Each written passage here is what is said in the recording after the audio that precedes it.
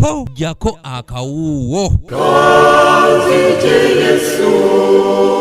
Oluvannyuma lwa ssabasumba w'Eklesiya y'Aborthodox okufanga ennaku z'omwezi 5 omwezi gw'omwenda omwaka oguwedde, abakulembeze mu Orthodox balonda kitaffe mu Katonda Hieronymus Muzeeyi okumuddira mu bigere, ng'olunaku olwaleero basinzidde mu lukuŋŋaana lwa bannamawulire olutuuziddwa ku lutikko ey'omutukuvu Nicholas Namungoona mu ggombolola y'e Lubaga wano mu Kampala ne bafulumya enteekateeka z'okumutuuza. Essanyu jjereere nze nga ssentebe w'akakiiko ako era ne bannange bonna abayima tuli mu ssanyu lya nsusso kubanga bye twali tusabirira kibuyaga amaze n'asuula.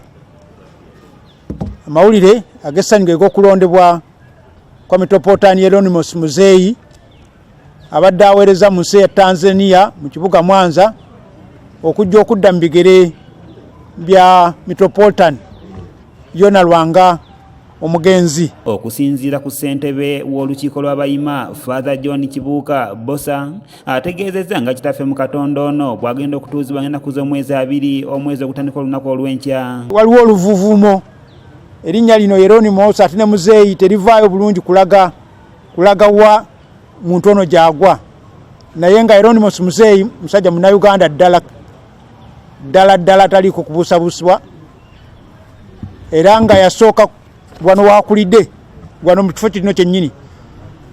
Yajja wano nga mwana muto okuva e Busoga nga Metropolitan Hieronymus Muzeeyi yamuleese era n'amukuza emyaka gyonna egy'ekivubuka kye. Father Kibuuka alambise engeri ba bishopu abalala gye bagenda okutuuzibwamu nga Sylvester Kisitu ow'Ejjinja wakutuuzibwa ennaku z'omwezi 27 omwezi ogujja, ate ye Nectarios Kabyeru ow'Eggulu wakutuuzibwa ennaku z'omwezi 6 omwezi ogwokusatu. Amawulire amalala ge bassaabalizi gali era gatwogeddeko bassaabalizi abalala be twafunye diocese empya. Diocese empya ye y'Ejjinja awamu ne Uganda ey'Ebuvanjuba. Eyo diocese ng'ejja kulemberwa abadde atwala diocese y'Eggulu baamugjeeyo ne bamugamba nti kakati gwe benda Ejjinja ate Eggulu ne balonderayo Metropolitan omupya. Father Boss agamba nti Papa wakusindika abalabirizi okukulemberamu omukolo ogw'okutuuza kitaffe mu Katonda Muzeeyi. Papa olw'obuvunaanyizibwa ye yandibadde akola omukolo ogwo, naye olw'obuvunaanyizibwa obungi tajja kusobola ate kukomawo wano we yaakava, naye ng'ajja kutuma bassaabalabizi abawerako nga 2-3 bajje bakole omukolo ogw'okutuuza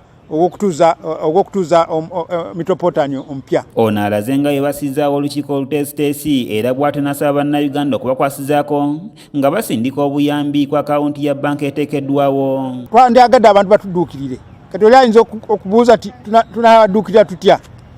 Waliwo akawunti eteekeddwawo olw'ensonga eyo ngeri en'amannya Uganda Orthodox Mission Fund, Uganda Orthodox Church Mission Fund, ngeri mu Standard Chartered Bank.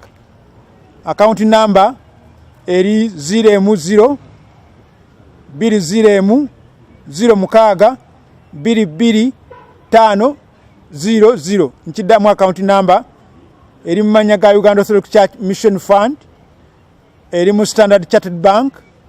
Account number 020 0 6 2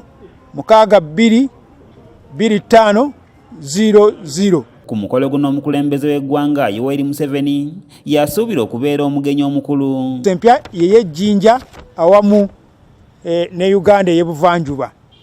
Eyo diocese ng'ejja kulemberwa abadde atwala diocese y'Eggulu baamugjeeyo ne bamugamba nti kakati gwe benda Ejjinja ate Eggulu ne balonderayo Metropolitan omupya ne balondebwayo omulabirizi omupya Nectarios Kabuye. Nectarios ekitiibwa kya Kimandwa yakifuna wano nga tukyazizza wano Patriarch nga 17. Kanyike Kevin yakusakidde eggulire lino okulwa ABS Television. Kakati ne bamukuza n'atuuka ku kitiibwa ekyo, kakati ne bamuwa abenga yatwa